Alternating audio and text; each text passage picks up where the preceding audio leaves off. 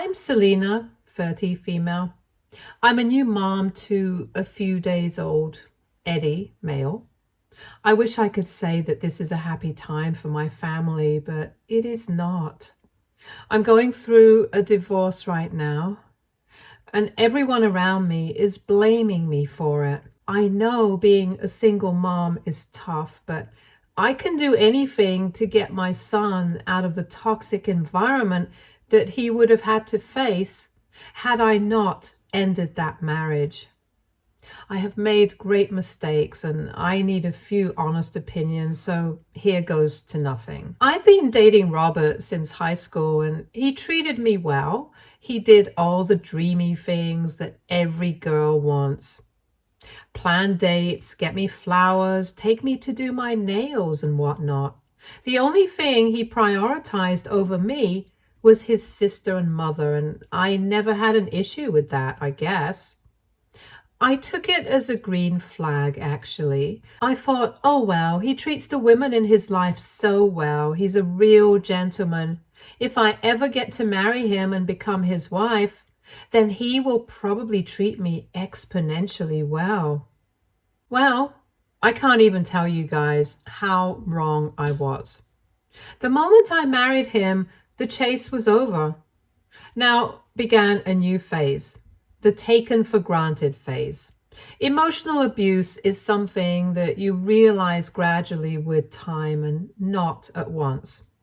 It's also very difficult to break away from something like that when you really love that man. Looking back now, I know there were countless instances where I know I should have realized that Robert couldn't set boundaries or know what to prioritize. But love makes you blind. My sister-in-law and mother-in-law were maids of honor at my wedding, and they both wore white with long trails. When I pointed this out to Robert, that the bridesmaids and the maids of honor were all supposed to wear pink, he said that it really didn't matter and that I was ruining our big day by being sulky, and instead should just focus on something different. That was not all, though. They were in every picture and even photobombed the couple's photos. Even the photographer got tired and told my sister-in-law to stop. To which my husband, the kiddo's just having fun, let her be. I'm sure the pictures will turn out better with her in the frame. My sister-in-law is no kid. She's 25 years old, who herself is about to get married next year. I was so embarrassed. That day, I realized that I was wrong about Robert all along, but it was too late. I was already Robert's wife. The only good thing was that my cousin and his wife had gifted me a house as our marriage gift, so we moved in there after our marriage. We didn't see much of my in-laws, but Robert went over to their house every weekend and never stayed home with me. When I pointed out that we didn't even go on a honeymoon trip, he said that we would take the trip after his sister got married so that his sister and future brother-in-law could come along with us. In this context, it would be right to point out that his future brother-in-law was a freeloader, and his sister too was unemployed. I had tried talking to her and pointing out that marriage brings a lot of financial responsibility as well, but she laughed it off by saying that her brother will take care of all her financial responsibilities. I realized that I couldn't do much about it unless Robert supported me, which he didn't. So I didn't broach the subject again. So yeah, the red flags were screaming to be acknowledged, but I thought I could fix him and our marriage. I don't know why I decided to take up the role of Bob the Builder, but then there I was trying to win over him by winning over his family. When I saw that Robert wouldn't stay a single weekend with me, I decided to go with him. The first and only time I went there, his mother and sister were not very pleased to see him. What was even more surprising was that Sarah, my sister-in-law's 26 female, freeloader fiance, Dylan, 26, male, was also there. So basically, I was the only one who was never asked to join. I had taken a cake with me, and I told them that I had come along because I wanted to surprise them. My sister-in-law said, "A nasty surprise, I see." They all laughed as if Sarah had cracked the world's best joke. Robert's mother, Beatrice, 56, female, said that they didn't have enough food for me because this was family time for them, so they didn't expect outsiders. I looked at Robert, expecting him to say something about how I'm part of the family way more than Dylan, as I was his wife. But he was looking out of the window and was completely zoned out, or at least pretended to be zoned out. I told Robert that I would drive back home, and he meekly handed me the car, guys. And his mom cheerfully said, "Bye," and that I should not behave like a jealous child and intrude upon Robert like that. I was so ashamed that I left without saying anything and cried on my way home. Robert came back home that day with flowers and chocolates and took me out to eat at my favorite continental place the next day. So yeah, he was not blind to the vile treatment. He just chose not to stand up against it. For the whole week after that, till the next weekend, Robert treated me like a queen. And then, as the weekend arrived, he was gone to his happy family. He would come back and overcompensate till the next weekend. This happened in the first few months of our marriage, and then even this special treatment stopped, and in its place came dismissal. If I ever said something about how I feel lonely on weekends and want to spend time with him, then he would accuse me of not understanding his duties to his family and how by now I should be used to his weekend brunch with his family. He often told me that I was overreacting. I was deeply unhappy, and I shared this problem with my mom. Mom said that if we make a baby, then maybe I won't feel so lonely and Robert would be more at home and involved at home. I told her off and said that it would really be a very selfish reason to make a baby, but she successfully planted the thought in my head and I kept toying with the idea. We both would be working parents, so I might have to drop the kid off at my mom's before I left for work. But on weekends, I would actually be able to spend a lot of quality time with the kid. Would the father of the baby not want the same? Slowly, a sort of baby fever got hold of me, and I asked my husband if he thought that we were ready to be parents. He was super excited and said that even his mother was suggesting so. I asked him why his mother wanted us to have a baby, and he shrugged and said that she was ready to be a grandmother and she was getting old, so having a young man who could take care of her would be a good thing. I told him that he couldn't use our baby to take care of his mom and that I didn't think that he was ready to be a father. We argued and the baby talk was off the table. I don't know what changed after that, but suddenly Robert started staying home on weekends. He went back to treating me like he used to before marriage, and he even booked tickets to Maldives for our much-delayed honeymoon. We had a week-long honeymoon in Maldives, and Robert made me feel very loved and special. He said that he wanted to make it up to me for making me feel bad. Fool that I was, I stepped right into his trap. And after coming back from our honeymoon, we realized that I was pregnant. Robert was overjoyed. I was apprehensive. Robert convinced me that we were ready to be parents and took extraordinary care of me in the first 3 months of the pregnancy. He took me to the doctor, made sure I had my vitamins, stayed home on weekends, ordered every food I craved, and bought things for our baby. In the 4th month, things went back to how they were before our honeymoon. He had got me pregnant and made sure that there was no way I would do anything to not have the baby. That was the whole point of the act. In the weeks leading up to my labor, I was severely depressed. My mom came over to take care of me, but she always made excuses for Robert's behavior simply because he was rich. And that was all that mattered to my mom. My due date was in December's third week. 2 weeks before my delivery, my mom went to her brother's funeral. With the due date so close, I couldn't go to my uncle's funeral. I begged my husband to stay home that weekend. I was sad about my uncle's death and felt lonely. That was the one day I didn't want to be home alone. I told my husband exactly this, and he said, "Sal, you're going to be a mother and make a lot of sacrifices in the future, so being alone for a day is nothing compared to the sacrifices that you have to make in the future. So I will suggest that you better sleep it off. I'll see you tonight. Don't wait up for me. I will have dinner with them. Bye, honey. Take care. Remember, you have to take care of yourself for our little Eddie." He didn't even wait for my response and took the car keys and left. I was feeling exceptionally sick that day, so went to lie down for a while and fell asleep for an hour or so. When I woke up, I had terrible cramps. I saw that the bed was wet and realized with terror that my water had broken. Immediately, I called my husband. He cut the call twice before he picked up. He sounded positively annoyed.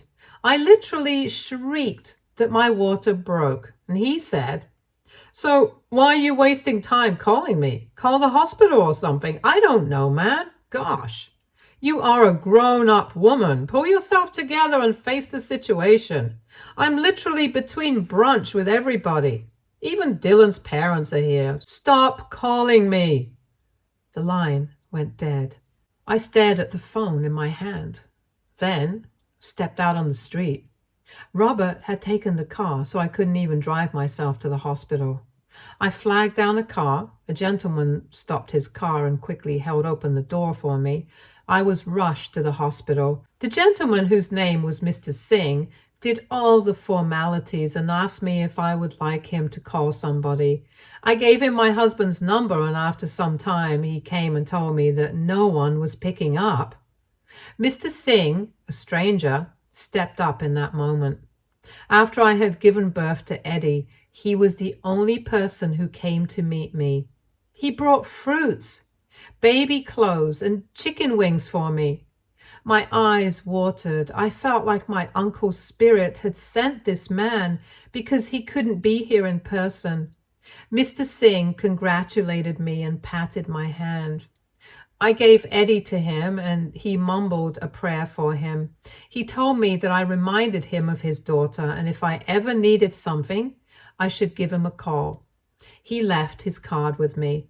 I saw that he was a divorce lawyer. I thought my guardian angel was giving me all the signs, so without hesitating, I told Mr. Singh that I wanted a place to stay. I wanted to move to a house. He said that he has a penthouse and he can move me there, and said that I needn't worry about the rent till I start working. Before he left, he turned around and said, "By the way, you can call me Uncle, child." Meanwhile, my husband called at night.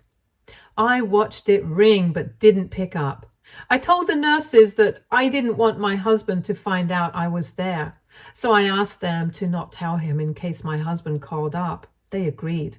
My husband left me a text asking me in which hospital I was. I didn't reply. The nurses asked me if they should call social services. I asked them not to. The nurses and doctors were very kind and understanding. I didn't even take my mother's call because then she would definitely tell Robert where I was. Uncle Singh came the next day and told me that all was ready for me to move in. He said there's not much to prepare anyway, because that used to be where his daughter lived. She had recently moved out of the country and taken up a job somewhere in Germany. He said it would be nice to have someone live in his daughter's penthouse because he terribly missed his daughter. He told me that his wife was also eager to meet me.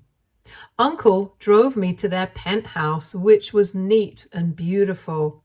Auntie was in wait and immediately set about making things comfortable for me.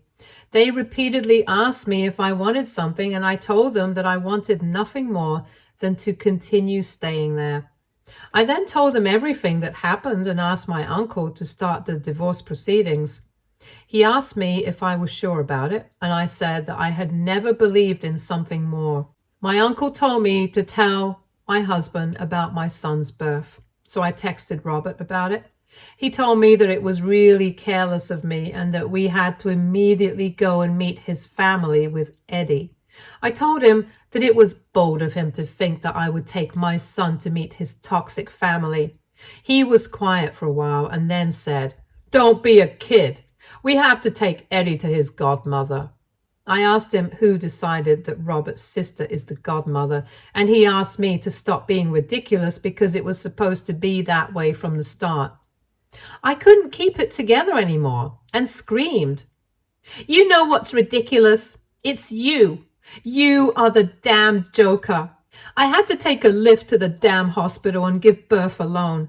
If you loved me and your son, you would have rushed to us. You are so damn selfish and your family is crazy. You're not going to be a part of my son's life. You will hear from my lawyers soon. I'm divorcing you." I was fuming when I cut the call. Auntie was looking really concerned when I cut the call and said that my husband was not a man. He was a child. I laughed. My first laugh in ages. My mom called and started going on and on about how terrible I was and how Robert called her to tell her what happened. She told me that their family was pressing charges because I separated my son from them. Apparently, I'm a selfish mom who only thought of myself, and hence I deserve to be dragged to court and have my son taken away from me. They were saying that my depression made me unfit to be a mother. I told my mom that I didn't give a damn about what they were saying because I know I'm going to win the case and take full custody of my son. I cut the call and decided to not take any calls from my family members. I started applying to freelancing positions to supplement my income. I already had a job, but if I had to raise my son comfortably, then I needed some more. Suddenly, my phone started buzzing continuously with texts. I was getting hate texts from my sister-in-law, mother-in-law, and Dylan's whole family. They were calling me names and a villain for breaking their family up.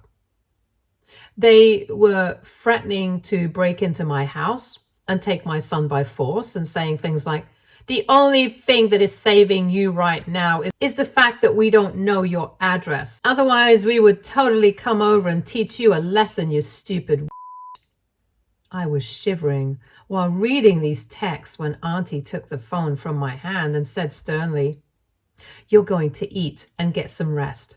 I will look after Eddie till you wake up. You are not going to check your phone and not stress. Your uncle will take care of everything. When you wake up, your uncle will take you to the police station to lodge a complaint. We need to file a restraining order." Yeah, so guys, I really wanted to vent, and I thought writing it out would help me collect my thoughts.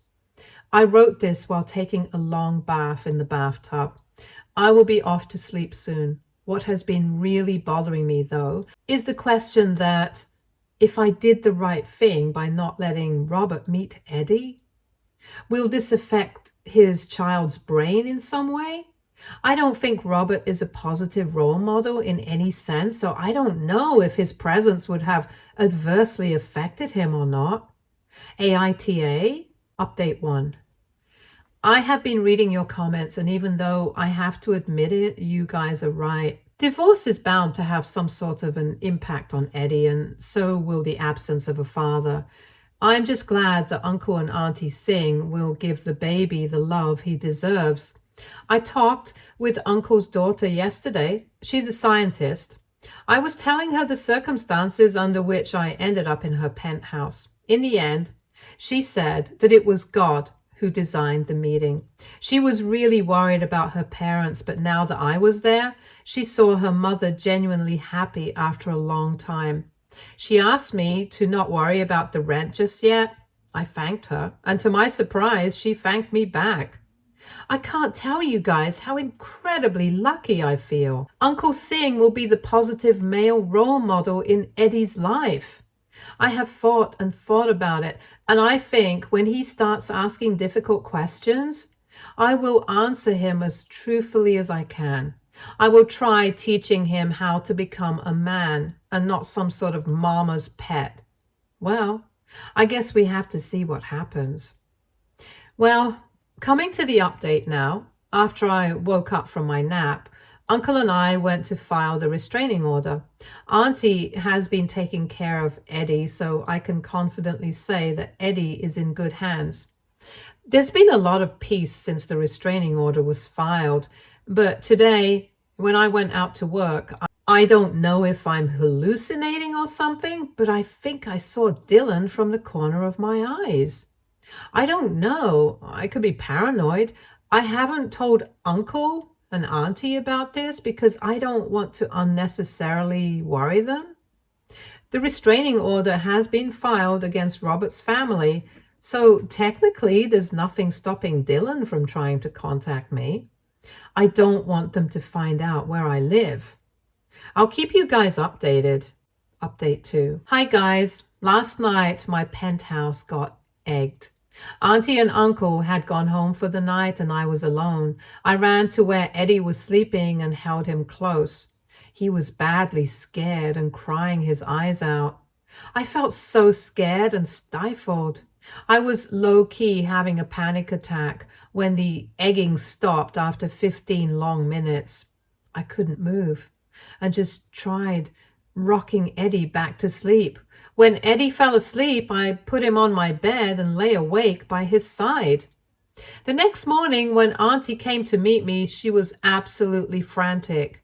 She wanted me to move in with them in their house, but I told her it wouldn't change a thing because then the next time it would be their house that would get egged.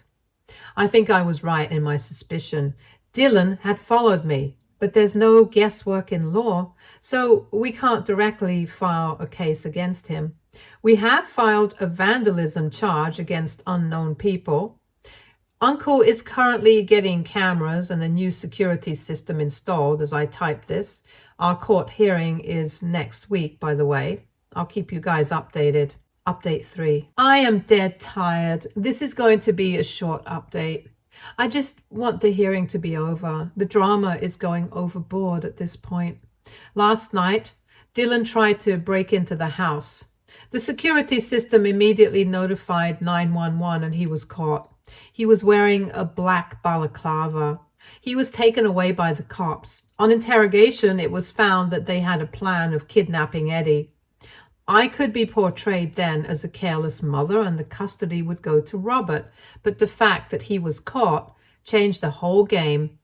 Now, there's no chance in hell that they would win, and more importantly, some of them are going to go to jail. Update 4. Robert's family denied being involved in the kidnapping. Yeah, I'm so not surprised.